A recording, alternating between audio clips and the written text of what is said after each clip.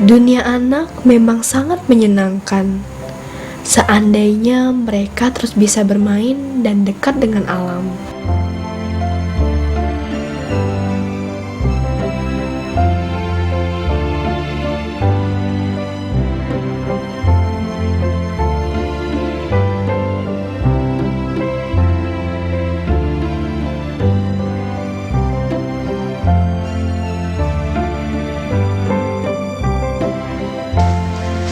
Sahabat Gali, seperti sebuah ungkapan janji yang tak pernah terwujud, ibarat menunggu burung puyuh untuk tumbuh ekornya. Tak mungkin realisasi. Namun, apabila kita menunggu burung puyuh untuk bertelur, pasti bisa setiap hari. Nah, sahabat Gali, kali ini saya akan mengajak Anda untuk menggali bagaimana cara berternak puyuh. Tetap digali. Gali terus potensi negeri ini, gali sedalam mungkin.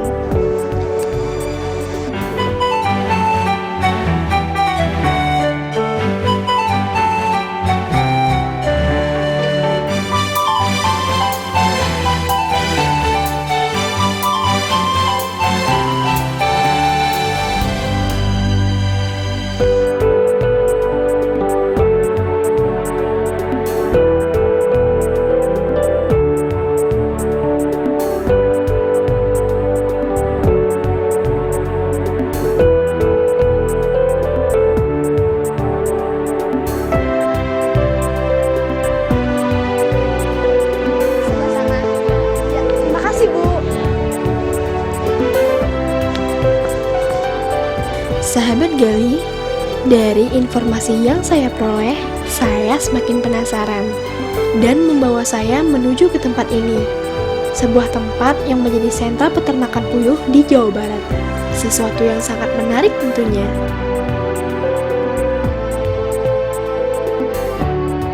Burung puyuh merupakan bangsa burung liar pertama yang diternakan di Amerika Serikat pada tahun 1870. Dan terus berkembang ke penjuru dunia. Sedangkan di Indonesia, burung puyuh mulai diternakan semenjak akhir tahun 1979. Kini, peternakan puyuh mulai bermunculan di berbagai wilayah Indonesia. Kian hari, usaha beternak puyuh semakin diminati. Selain karena modal yang dibutuhkan tak terlalu besar dan mudah pemeliharaannya, beternak puyuh juga memberikan beberapa manfaat tambahan. Selain telur dan dagingnya diminati masyarakat karena mempunyai nilai gizi yang tinggi dan rasa yang lezat, bahkan kotoran puyuh pun bisa juga dimanfaatkan sebagai pupuk kandang atau kompos yang baik digunakan sebagai pupuk tanaman. Sahabat Gali, kondisi saat ini pasar kita sangat membutuhkan pasokan telur puyuh dalam jumlah yang lebih besar. Hasil dari peternakan yang ada saat ini belum bisa mencukupi kebutuhan masyarakat. Hal ini membuat distributor dan konsumen harus rela menunggu untuk mendapatkan pasokan telur puyuh dari peternak. Tentunya ini sebuah prospek usaha yang sangat menjanjikan. Dari berbagai ras atau rumpun puyuh, yang akan dibahas adalah puyuh petelur yaitu puyuh japonica atau Coturnix japonica. Bagaimana prosesnya? Kita akan simak sesaat lagi.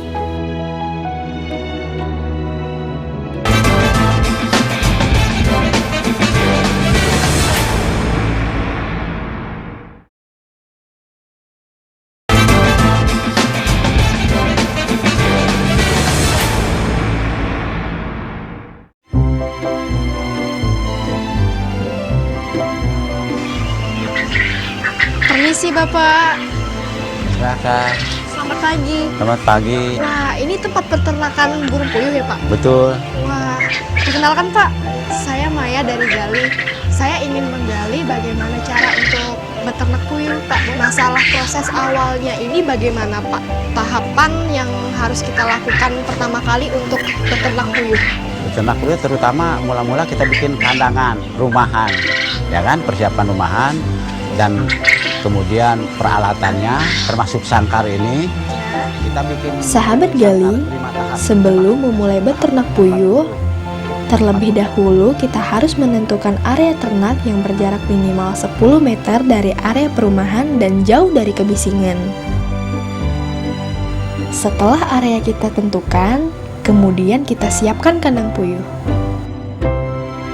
Dalam menyiapkan kandang puyuh, yang harus diperhatikan adalah temperatur kandang yang ideal atau normal berkisar 20 sampai dengan 25 derajat Celcius. Kelembaban kandang berkisar 30 sampai dengan 80%. Penerangan kandang yang cukup.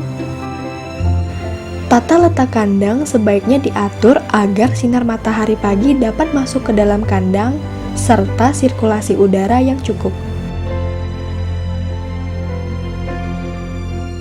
Kandang puyuh sendiri idealnya disesuaikan dengan jumlah puyuh dan tahapan umurnya. Untuk kandang puyuh petelur dewasa, sebaiknya berukuran 120 cm x 70 cm dan tinggi 40 cm.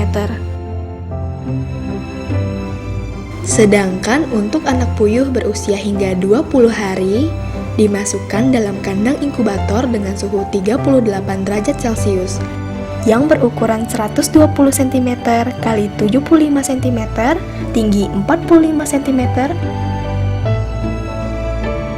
Nah, setelah kandang sudah disiapkan dan lahan sudah kita siapkan juga, Pak, bagaimana tentang bibit puyuhnya itu sendiri?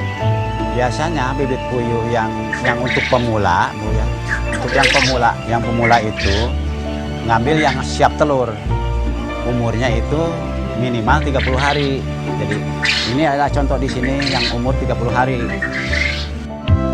Sahabat Gali, setelah kandang disiapkan, proses selanjutnya adalah pemilihan bibit burung puyuh disesuaikan dengan tujuan pemeliharaan. Bibit betina yang baik harus berumur minimal 30 hari, dalam kondisi sehat dan tidak sakit, memiliki corak atau kembang di dadanya, corak bulunya merata serta bagian belakangnya atau kloaka tampak tebal dan besar. Sedangkan untuk pejantan harus yang dalam kondisi sehat, memiliki bulu dada yang polos, corak bulu yang merata dan memiliki bagian belakang atau kloaka yang lebih tipis, serta jika ditekan akan keluar cairan. Nah, Pak, setelah bibit betina dan bibit jantan telah siap, lalu proses perkawinannya bagaimana, Pak? Nah, ini saya tunjukkan. Oh, kita langsung ke kandang perkawinannya ya, Pak, ya? Perkawinannya, ya. Boleh, gimana, Pak? Sini. Sahabat Gali, setelah bibit kita tentukan, kemudian kita kawinkan dalam satu kandang berukuran 120 cm dengan lebar 70 cm dengan perbandingan satu jantan untuk 5 betina.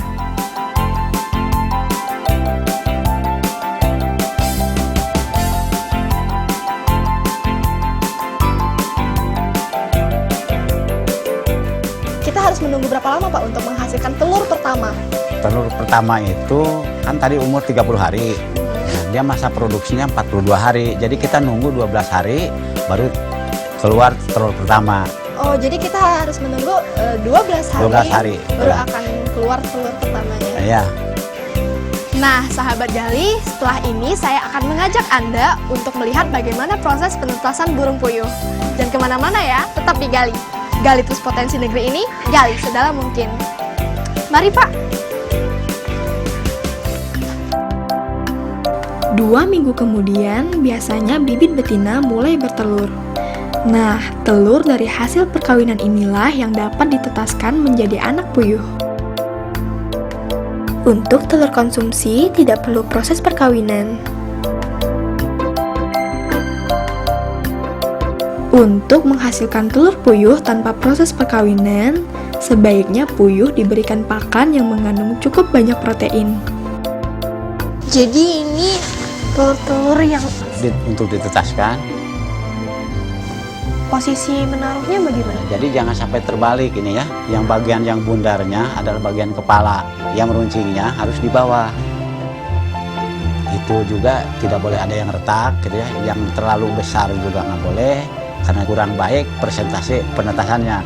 Terus yang kecil juga begitu, kurang protein kan, nantinya akan cacat anaknya. Posisi telur ditetaskan, bagian bulat posisinya di atas, dan bagian runcing posisinya di bawah. Karena bagian bulat telur adalah bagian kepala burung puyuh. Nah, sahabat gali, telur-telur puyuh ini telah selesai saya susun dengan rapi. Setelah ini apa ya tahapannya? Ikuti terus digali. Diapakan ya, Pak? Masuk di situ. Nanti sebelum masuk ini, Sahabat gali, untuk menetaskan telur puyuh dapat dilakukan dengan cara menaruh telur puyuh dalam mesin tetas selama 16 hari. Untuk menjaga kelembabannya, kita taruh air dalam satu wadah di bawah deretan telur puyuh.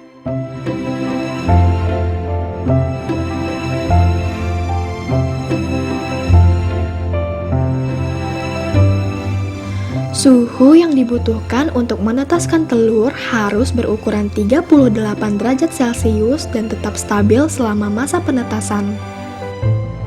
Nah, sahabat gali, telur-telur puyuh sudah kita taruh di dalam mesin penetas. Selanjutnya kita harus menunggu 14 sampai dengan 16 hari untuk melihat telur tersebut menetas. Nah, sahabat gali, tapi kita tidak perlu menunggu sampai 16 hari karena pakan sudah memiliki contoh yang sudah menetas. Sahabat gali pasti penasaran kan bagaimana lucu-lucunya anak puyuh tersebut? Mari kita lihat. Mari, Pak. ya.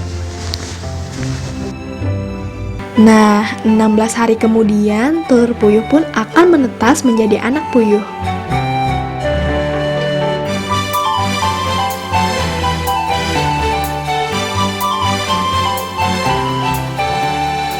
Wah, sangat lucu ya anak puyuhnya, sahabat gali. Apalagi yang jenis albino ini. Selama 48 jam, anak puyuh akan kuat apabila tidak diberi pakan. Anak puyuh yang baru menetas kemudian dipindahkan ke kandang inkubator dengan suhu 38 derajat Celcius. Pakan dan air minum disediakan sekaligus seksin.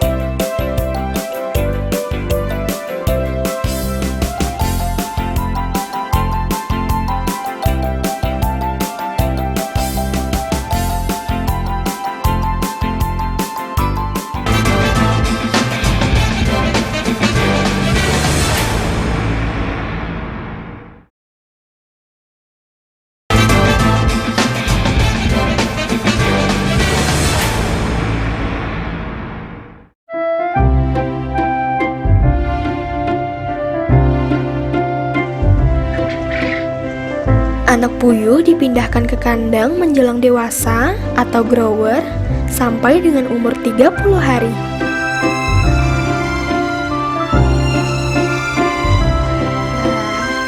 Ini dia kandangnya, kita pindahin ke sini ya, Pak. Iya.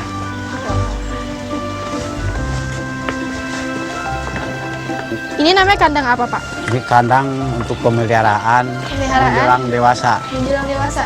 Untuk Usianya? umur 30, sampai umur 30 hari di sini. Ini dikasih lampu buat apa, Pak? Buat pemanasan. Oh, lampu pemanasan ya.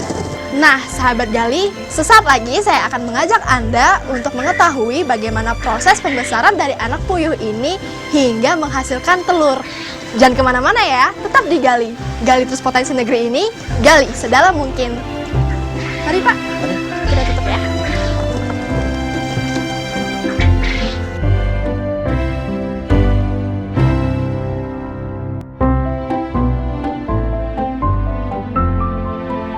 Nah, ini yang sudah berumur 30 hari ya, Pak? Iya. Anak puyuhnya. Wah, sudah besar berarti. Jadi saatnya untuk dipindahkan ke kandang komersial produksi gitu. Nah, Kalau gitu langsung kita pindahin aja kali ya, Pak? boleh?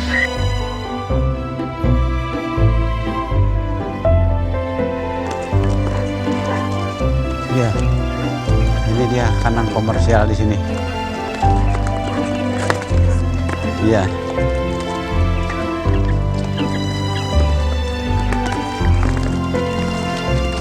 Nah, sahabat gali di rumah pasti penasaran kan bagaimana tahapan dan proses selanjutnya.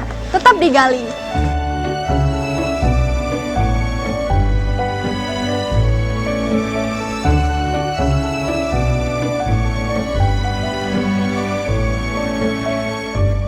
Pada umur pertumbuhan puyuh 1 sampai dengan 30 hari, sebaiknya diberi pakan dengan kandungan protein 25% karena sangat dibutuhkan untuk proses pertumbuhan. Sedangkan pada usia produktif hanya cukup 20% protein untuk kebutuhan pembentukan telur.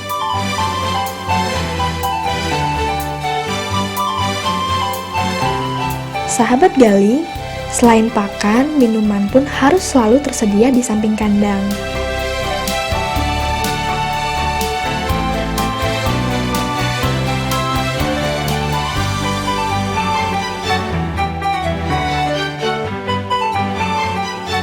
Untuk menjaga kebersihan dan mencegah puyuh terkena penyakit, sebaiknya kandang puyuh dibersihkan secara rutin setiap hari. Karena kandungan amoniak dalam kotoran puyuh sangat berbahaya bagi pernafasan ternak puyuh kita.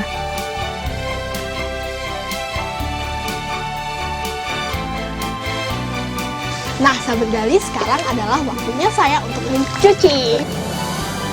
Tempat minum juga harus dibersihkan setiap hari dan dicuci menggunakan air yang telah dicampur menggunakan disinfektan agar terbebas dari bakteri penyakit. Puyuh juga perlu diberikan vitamin setiap hari, serta pemberian vaksin untuk mencegah penyakit yang diberikan dengan cara mencampurkan ke dalam air minum juga. Nah, sahabat gali, saya ingin memberikan minuman kepada puyuh-puyuh tersebut yang telah dicampurkan dengan vitamin.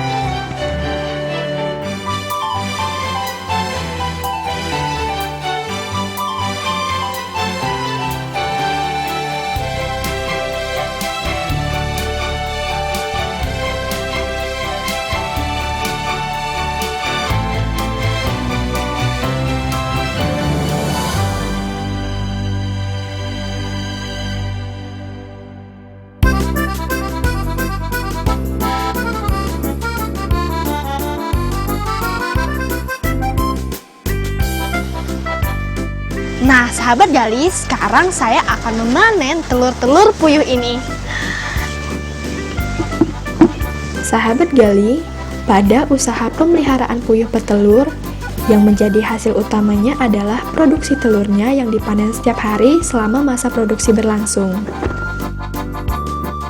Puyuh umumnya akan mulai bertelur pada usia 42 hari. Namun, kini telah banyak dikembangkan jenis bibit puyuh yang sudah mulai bertelur pada usia 35 hari. Produktivitas telur puyuh 250 sampai dengan 300 butir per ekor setiap tahun.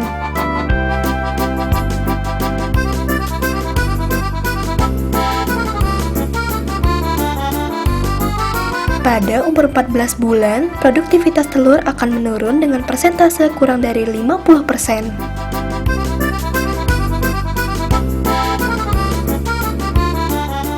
Kemudian, sama sekali berhenti bertelur pada saat berumur 2,5 tahun atau 30 bulan. Dan sebelum masa afkir atau berhenti bertelur, sebaiknya diregenerasi dengan puyuh yang baru. Hal ini dilakukan agar produktivitas telur tetap terjaga.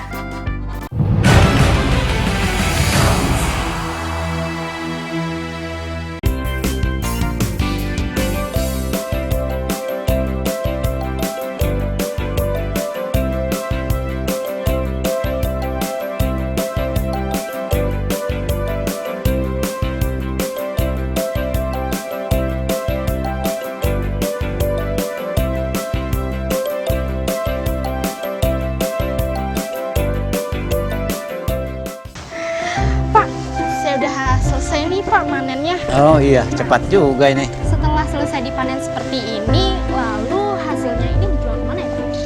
Bukan saja dijual, tetapi orang-orang yang menyerbu ke kandang ya, yang beli gitu. Jadi kadang-kadang kita kewalahan, kekurangan barang. Sampai kewalahan seperti itu Pak? Karena mungkin karena banyaknya penduduk, meningkat pengetahuan tentang gizi ya, sehingga animo masyarakat untuk membeli telur puyuh dan tahu telur puyuh itu sangat bermanfaat untuk kesehatan dan banyaknya permintaan, kami kewalahan untuk melayaninya. Sehingga jauh-jauh hari dia sudah pesan, Pak, tanggal sekian saya minta sekian ribu butir. Jadi jelas beternak puyuh adalah sangat menguntungkan dan pasti. Bayangkan kalau kita melihara 1000 ekor aja, ya paling sedikit kita punya keuntungan 60.000 sampai 75.000 per 1000 ekor tiap hari. Bayangkan kalau 10.000 ekor berapa? 600.000 per harinya, Pak. Ya, tinggal dikalikan.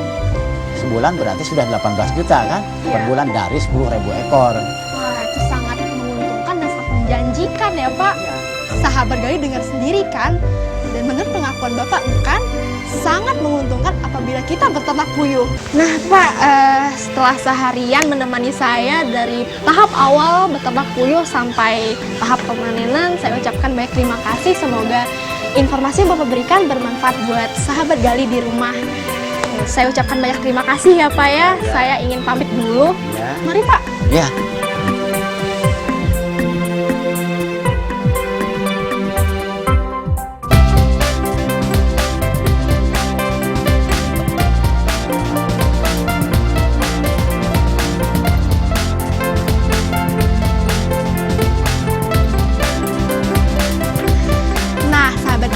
Demikianlah tadi sajian dari kami. Mudah bukan? Ternyata beternak puyuh sangat menguntungkan dan menjanjikan. Tetap di episode Gali berikutnya yang tentunya akan lebih bermanfaat dan menarik. Gali terus potensi negeri ini, gali sedalam mungkin.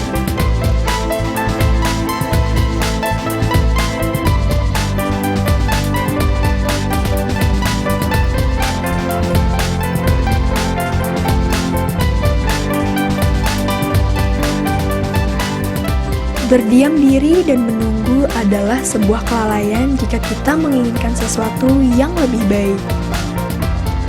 Kerja keras, pantang menyerah adalah kunci sebuah kesuksesan.